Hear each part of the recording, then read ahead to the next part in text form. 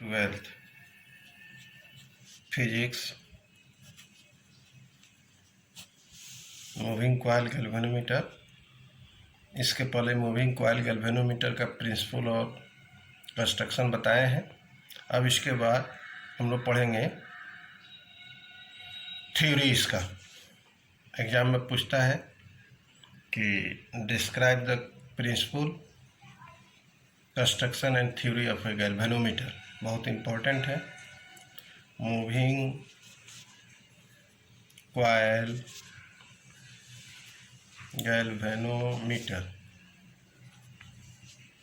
अब देखिए, moving coil galvanometer का थ्योरी हम लोग देखते हैं।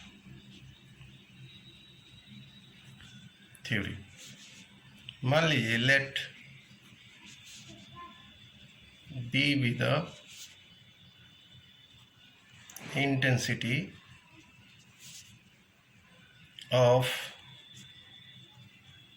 magnetic field, I be the current flowing through the coil, L is the length of coil, B is the breadth of the coil। ठीक है, तो L cross B means length into breadth is equal to area of the coil, A, that is area of the coil। अब जब current इससे flow करता है तो coil जो है एक टॉर्क का अनुभव करता है। When current flows through the coil,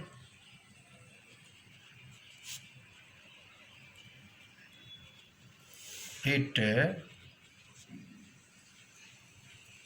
experiences a torque, torque का अनुभव करता है।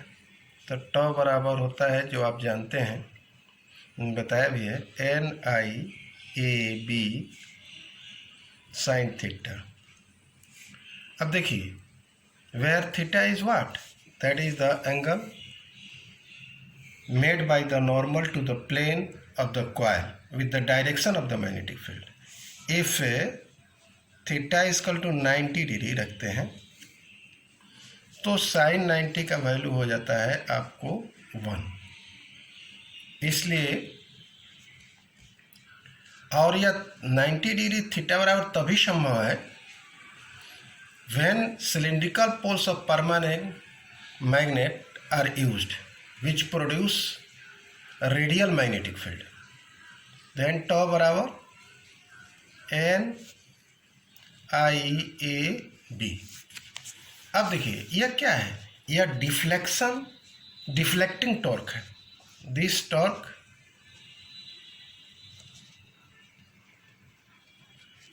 Torque is known as deflecting torque. ठीक है, अब जैसे ही करंट इससे फ्लो करेगा और डिफ्लेक्ट करेगा तो क्या होगा, the spring is twisted, spring twist हो जाएगा और restoring torque will be developed in it. लिख देते हैं, as the coil gets deflected, the spring is twisted। Spring क्या होगा, twisted, and a restoring torque, and a restoring torque is developed in it if suppose करो K is the restoring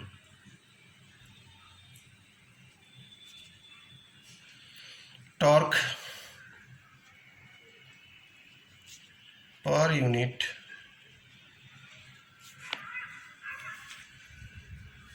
twist, per unit twist, then the torque, then the restoring torque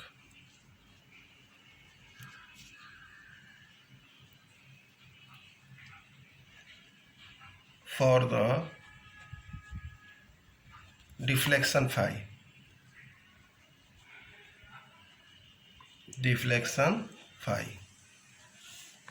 ठीक है। इसको हम लोग मान लेते हैं टॉ dash equal to K into phi होगा, ठीक है। अब देखो इक्विलिब्रियम के लिए क्या होगा, दोनों टॉर्क रीस्टोरिंग टॉर्क और deflecting torque should be equal to each other. जब दोनों एक दूसरे के बराबर होगा अर्थात डिफ्लेक्टिंग टॉर्क और रीस्टोरिंग टॉर्क, तो कॉइल क्या होगा, वह होगा आपको कॉइल जो होगा इक्विलिब्रियम में होगा। कॉइल किस में होगा, इक्विलिब्रियम में होगा, ठीक है। अर्थात यहाँ लिखते हैं for equilibrium of the coil, यह डिफ्लेक्टिंग टॉर्क और यह रिस्टोरिंग टॉर्क दोनों का वैल्यू बराबर हो जाएगा। अर्थात N I A B equal to K into phi, ठीक है। तो आई बराबर कितना होगा, K phi over N A B. और देखो इसको ऐसे भी लिख सकते हैं K by N A B into phi, ये इसको कांस्टेंट मान लेते हैं, यह हो गया कैपिटल जी मान लेते हैं कांस्टेंट इंटू फाई। तो जी क्या है, वेयर कैपिटल जी बराबर के बाई एन ए बी, यह एक कांस्टेंट है, कांस्टेंट जिसको हम लोग कहते हैं galvanometer constant, which is called galvanometer constant, metre constant, इसको हम लोग क्या कहते हैं, गैल्वेनोमीटर। इसका मतलब क्या हुआ कि आई जी अगर कांस्टेंट है तो I is directly proportional to phi. इसका मतलब यह हुआ deflection of the coil is directly proportional to the current flowing through the coil। इसीलिए हम लोग we can use a linear scale in the galvanometer to detect the current in the circuit। अब देखिए एक चीज और, यहाँ यह इसका थ्योरी हो गया, यहीं तक अगर थ्योरी पूछता है तो आप यहीं तक लिखिएगा। अब देखो यूजुअल रेडियल मैग्नेटिक फील्ड जो होता है मूविंग कॉइल गैल्वेनोमीटर, उसका यूज आप जानते हैं कि radial magnetic field produced by a cylindrical pole of permanent magnet of the galvanometer is always parallel to the plane of the coil. Then torque produced in the coil of galvanometer is throughout the rotation the coil with usual notation. अब देखो use of लिख देते हैं, use of radial magnetic field in the moving coil galvanometer.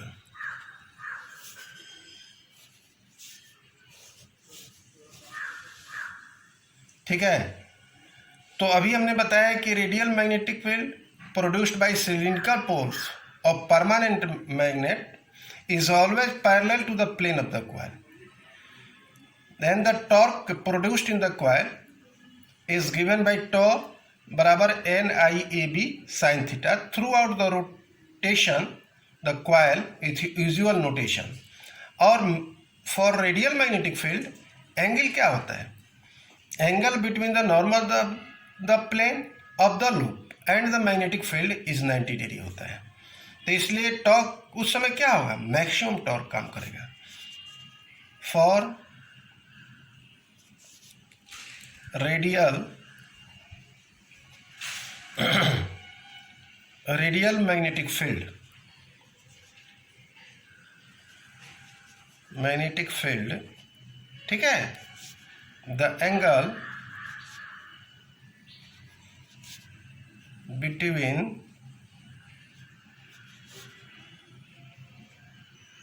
Normal to the plane of the loop and the magnetic field theta is equal to 90 degree.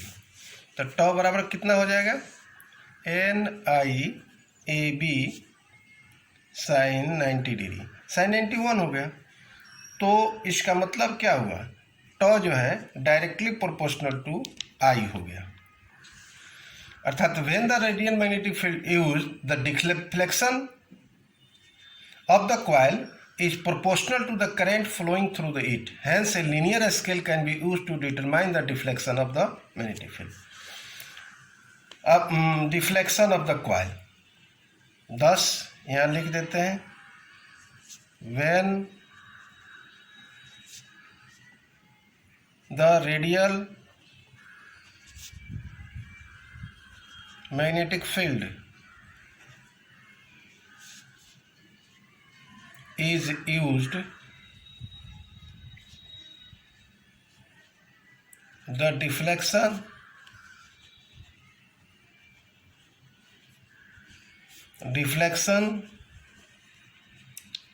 of the coil is proportional to the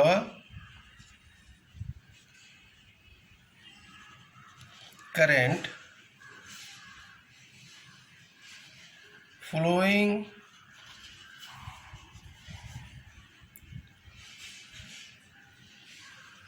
through the coil. Hence, a linear